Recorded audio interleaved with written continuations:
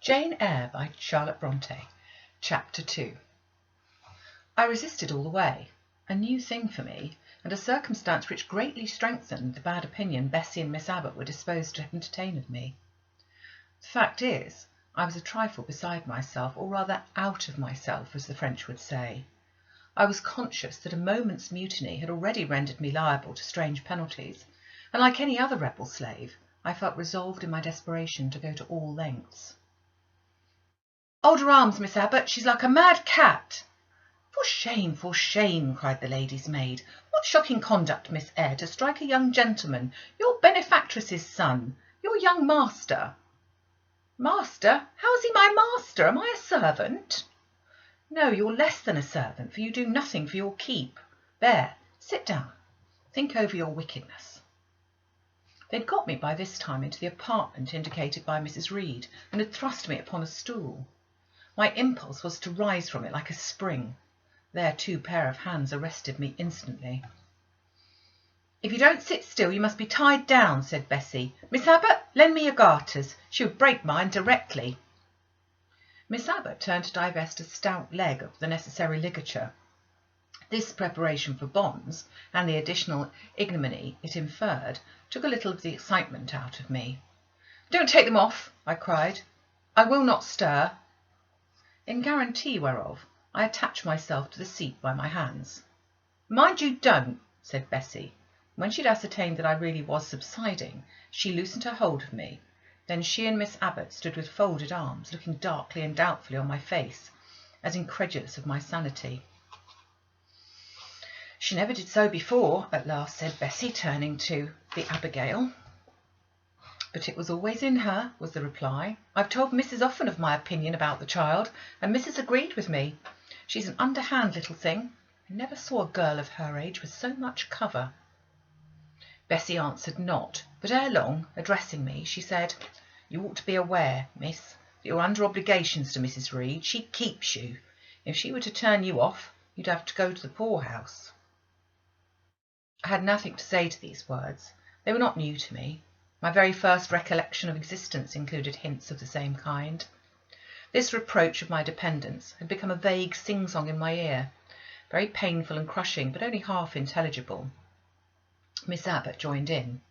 "And you ought not to think yourself on an equality with the Mrs. Reed and Master Reed, because Mrs. kindly allows you to be brought up with them. They will have a great deal of money, and you will have none. It is your place to be humble, and to try and make yourself agreeable to them." "What we tell you is for your own good," added Bessie in no harsh voice. "You should try to be useful and pleasant then. Perhaps you would have a home here. But if you become passionate and rude, Mrs. will send you away, I'm sure." "Besides," said Miss Abbot, "God will punish her. He might strike her dead in the midst of her tantrums, and then where would she go? Come, Bessie, we will leave her. I wouldn't have her heart for anything. Say your prayers, Miss Eyre, when you're by yourself, for if you don't repent, something bad might be permitted to come down the chimney and fetch you away." They went, shutting the door, locking it behind them. The Red Room was a spare chamber, very seldom slept in. I might say never, indeed, unless when a chance influx of visitors at Gateshead Hall rendered it necessary to turn to account all the accommodation it contained. Yet it was one of the largest and stateliest chambers in all the mansion. A bed supported on massive pillars of mahogany, hung with curtains of deep red damask, stood out like a tabernacle in the centre. The two large windows, with their short blinds always drawn down, were half shrouded in festoons and falls of similar drapery. The carpet was red. The table at the foot of the bed was covered with a crimson cloth. The walls were a soft fawn colour, with a blush of pink in it. The wardrobe, the toilet table, the chairs were of darkly polished old mahogany.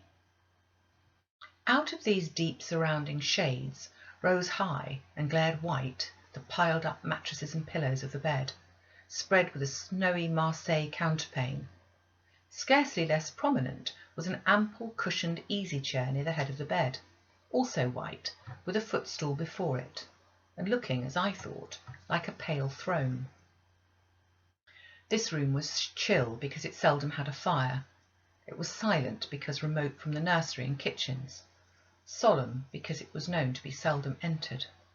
The housemaid alone came here on Saturdays to wipe from the mirrors and the furniture a week of quiet dust. And Mrs. Reed herself, at far intervals, visited it to review the contents of a certain secret drawer in the wardrobe, where were stored divers parchments, her jewel casket, and a miniature of her deceased husband. And in those last words lies the secret of the bedroom, the spell which had kept it so lonely in spite of its grandeur. Mr. Reed had been dead 9 years. It was in this chamber he breathed his last. Here he lay in state. Hence his coffin was borne by the undertaker's men, and since that day a sense of dreary consecration had guarded it from frequent intrusion. My seat, to which Bessie and the bitter Miss Abbott had left me riveted, was a low ottoman near the marble chimney-piece. The bed rose before me. To my right hand there was the high, dark wardrobe with subdued, broken reflections varying the gloss of its panels. To my left were the muffled windows. A great looking-glass between them repeated the vacant majesty of the bed and the room. I was not quite sure whether they'd locked the door, and when I dared to move, I got up and went to see. Alas! Yes, no jail was ever more secure. Returning, I had to cross before the looking-glass. My fascinated glance involuntarily explored the depth it revealed.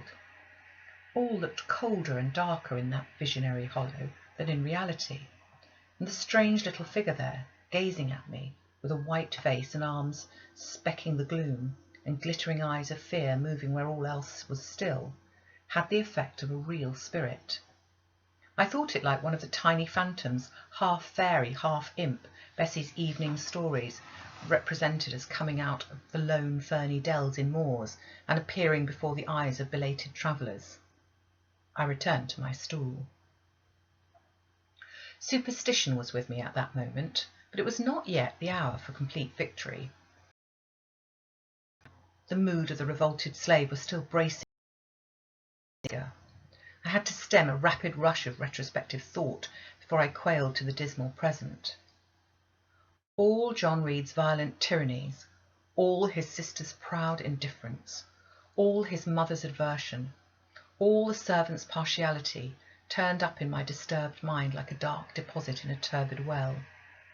Why was I always suffering, always browbeaten, always accused, forever condemned? Why could I never please? Why was it useless to try and win anyone's favour?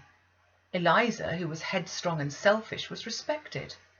Georgiana, who had a spoiled temper, a very acrid spite, a capricious and insolent carriage, was universally indulged. Her beauty, her pink cheeks and her golden curls seemed to give delight to all who looked at her, and to purchase indemnity for every fault. John no one thwarted, much less punished, though he twisted the necks of the pigeons, killed the little pea-chicks, set the dogs at the sheep, stripped the hothouse vines of their fruit, and broke the buds off the choicest plants in the conservatory. He called his mother old girl too, sometimes reviled her for her dark skin, similar to his own, bluntly disregarded her wishes, not unfrequently tore and spoiled her silk attire, and he was still her own darling. I dared commit no fault. I strove to fulfil every duty, and I was termed naughty and tiresome, sullen and sneaking, from morning to noon and from noon to night. My head still ached and bled with the blow and fall I'd received. No one had reproved John for wantonly striking me, and because I'd turned against him to avert farther irrational violence, I was loaded with general opprobrium. Unjust, said my reason, forced by the agonising stimulus into precocious though transitory power, and resolve, equally wrought up, instigated some strange expedient to achieve escape from insupportable oppression, as running away, or, if that could not be effected, never eating or drinking more and letting myself die. What a consternation of soul was mine that dreary afternoon! How all my brain was in tumult, and my heart in insurrection! Yet in what darkness, what dense ignorance was the mental battle fought! I could not answer the ceaseless inward question why I thus suffered. Now, at the distance of, I will not say how many years, I see it clearly. I was a discord at Gateshead Hall. I was like nobody there. I had nothing in harmony with Mrs. Reed or her children, or her chosen vassalage.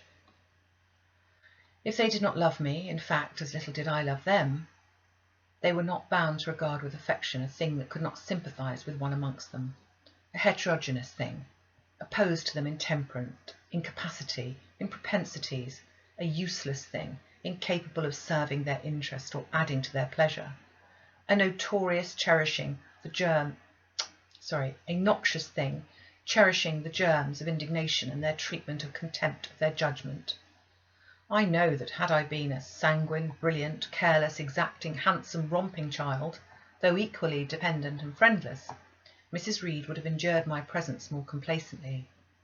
Her children would have entertained for me more of the cordiality of fellow feeling. The servants would have been less prone to make me the scapegoat of the nursery. Daylight began to forsake the Red Room. It was past 4 o'clock, and the beclouded afternoon was tending to drear twilight. I heard the rain still beating continuously on the staircase window, and the wind howling in the grove behind the hall. I grew by degrees, cold as a stone, and then my courage sank. My habitual mood of humiliation, self-doubt, forlorn depression, fell damp on the embers of my decaying ire. All said I was wicked, and perhaps I might be so. What thought had I been just conceiving of starving myself to death? That certainly was a crime. And was I fit to die? Or was the vault under the chancel of the Gateshead Church an inviting bourne? In such vault, I'd been told, did Mr. Reed lie buried, and led by this thought to recall his idea, I dwelt on it with gathering dread.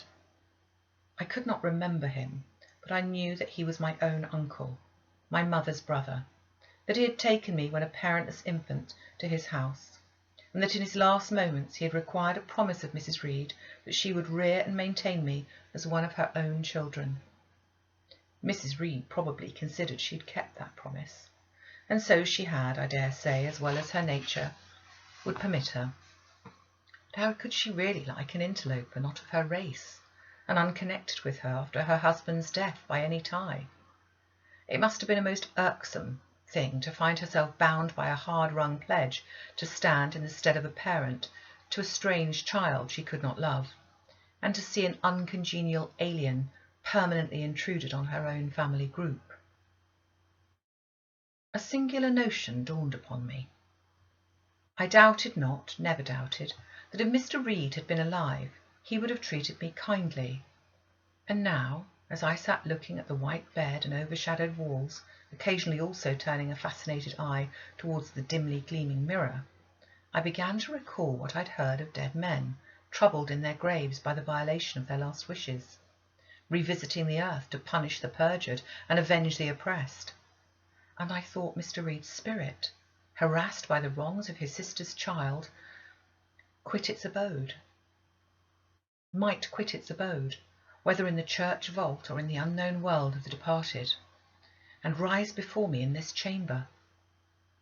I wiped my tears and hushed my sobs, fearful lest any sign of violent grief might waken a preternatural voice to comfort me, or elicit from the gloom some haloed face bending over me with strange pity.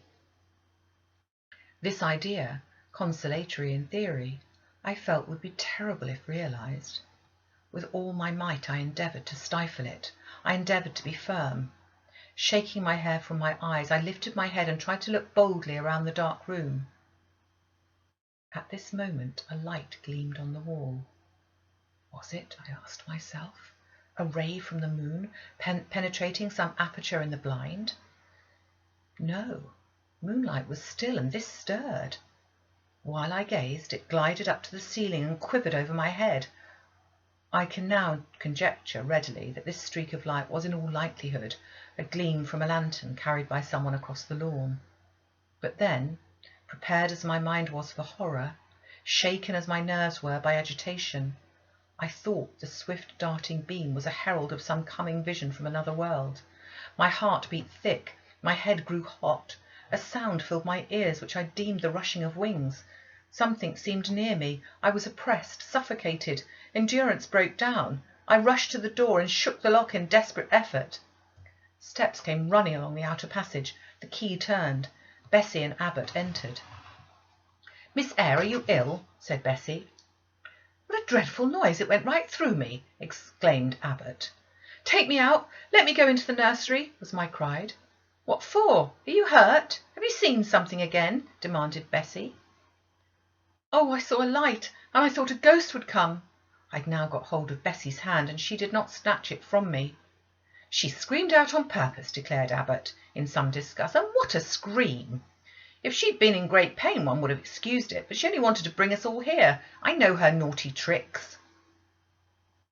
"What is all this?" demanded another voice peremptorily, and Mrs. Reed came along the corridor, her cap flying wide, her gown rustling stormily. "Abbot and Bessie, I believe I gave orders that Jane Eyre should be left in the Red Room till I came to her myself." "Miss Jane screamed out so loud, ma'am," pleaded Bessie. "Let her go," was the only answer. "Loose Bessie's hand, child. You cannot succeed in getting out of these by means these means, be assured. I abhor artifice, particularly in children. It is my duty to show you that tricks will not answer. You will now stay here an hour longer, and it is only on condition of perfect submission and stillness that I shall liberate you then." "Oh, aunt, have pity! Forgive me! I cannot endure it! Let me be punished some other way! I shall be killed if—" "Silence! This violence is most repulsive." And so, no doubt, she felt it. I was a precocious actress in her eyes. She sincerely looked on me as a compound of virulent passions, mean spirit, and dangerous duplicity. Bessie and Abbot having retreated, Mrs. Reed, impatient of my now frantic anguish and wild sobs, abruptly thrust me back and locked me in without further parley. I heard her sweeping away, and soon after she was gone, I suppose I had a species of fit. Unconsciousness closed the scene.